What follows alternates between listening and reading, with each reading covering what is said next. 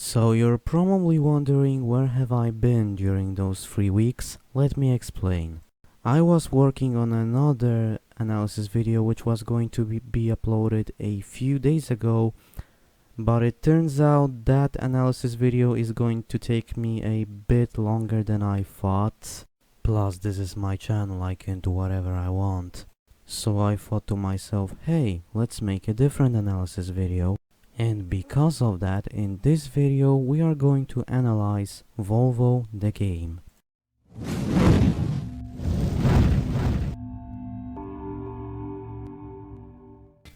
Hi everyone, as always Patrick here.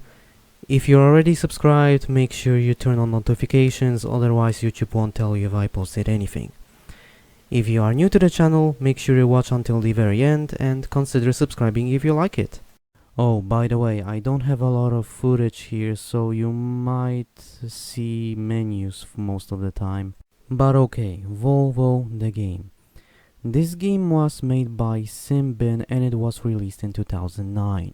The main goal of this game is to promote Volvo cars, and it's also a freeware. Now with that out of the way, let's talk about the graphics. For a freeware game released in 2009, the game looks good. But here's the thing, if this game wasn't a freeware, I would just say that the game looks bad. Comparing this game to AAA games is simply not fair, and because of that, to prove my point, I'm going to compare this game to other freeware games that were also released in 2009. Ferrari Virtual Race, that's the only one I can think of.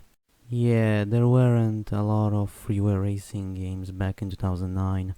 When it comes to the graphical options, most options in the options menu are there as expected. Yes, even an FOV slider. However, when you set the FOV too high, some elements in the game just start disappearing for some reason. So I would suggest using an FOV of 105, assuming you use a 1080p monitor. There is also one more graphical problem, and that problem is the fact that there is no anisotropic filtering.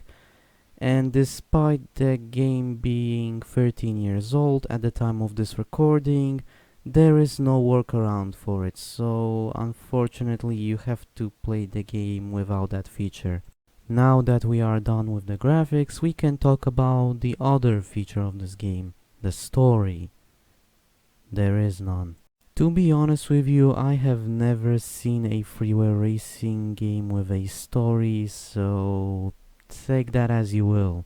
Now we can talk about the part that actually matters, the gameplay. The driving is in between arcade mode and the simulation mode. I mean, the game is made by Simbin after all. And that's perfectly fine by me. Putting your driving in between arcade mode and simulation mode is the perfect middle ground for racing games, in my opinion. You can get your car to spin out of control, but you can easily recover it, so it's never a problem. Sadly, there is no damage model in this game, but that's because the game is meant to be a promotion for Volvos, and if there's one thing you should know about games with licensed cars, the cars never show damage. Still, I never understood why developers do this. Not showing the car damage is basically removing the feedback from the player. As a developer, removing the feedback from the player is the last thing you want to do. A word of advice to any aspiring racing game developers out there, please show car damage. Anyways, the game has many different types of Volvo cars, but in this game they kinda behave the same. I mean, sure, the smaller Volvo cars handle a bit better, but they are still pretty much the same as any other Volvo car in this game. So you've probably noticed that I don't really have anything more to say about those cars. They behave the same.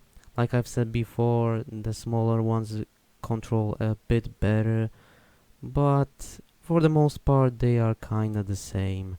You do get a lot of force feedback and steering options in the options menu, but to be honest with you, this is black magic for me, so I can't explain it. If you want, you can explain those things to me in the comments down below, but you have to explain it really well, otherwise I just simply won't understand it.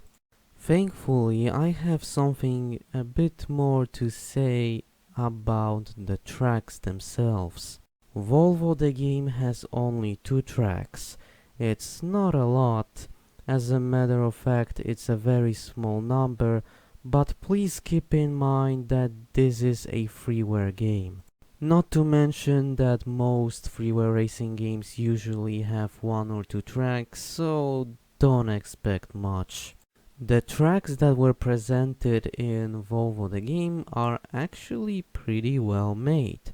They have a lot of turns in many different variations. You can overtake your opponents in many spectacular ways. You can even bump into them and you won't get penalized for it. Some of the tracks are more open, like this one, I mean the one you're seeing right now, and the other track is more closed off, but this doesn't mean that it's a bad thing. The only bad thing about the track you're seeing right now, I have to say, the last turn right before the finish line is very badly designed. The last turn in this track is very sharp. This wouldn't be a problem if your car could control a bit better. Just watch this.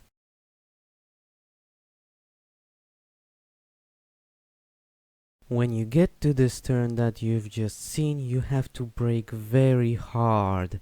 This is very problematic because the opponent can easily overtake you there. But like I've said before, this is the only bad thing I can say about that track. Now let's move on to the other track, aka the closed off track.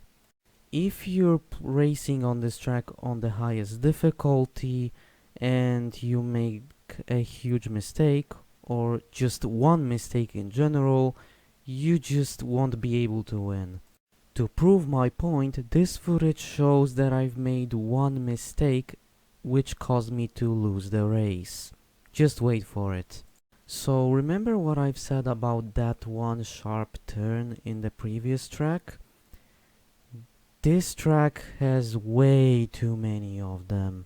Combine that with the opponents that can overtake you easily and then you get this.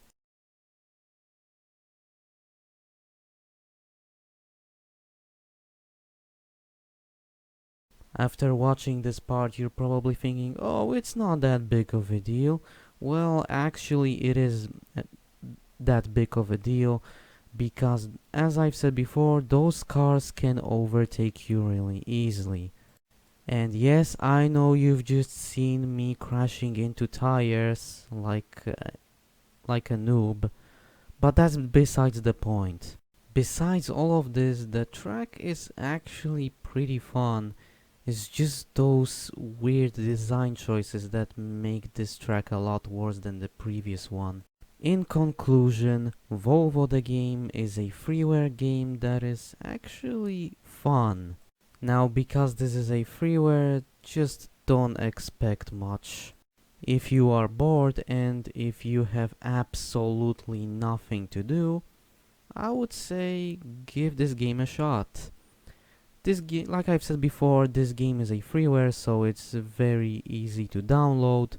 All you have to do is type this game in Google and yeah, just download Volvo the game, and who knows, maybe you will have more fun than I had.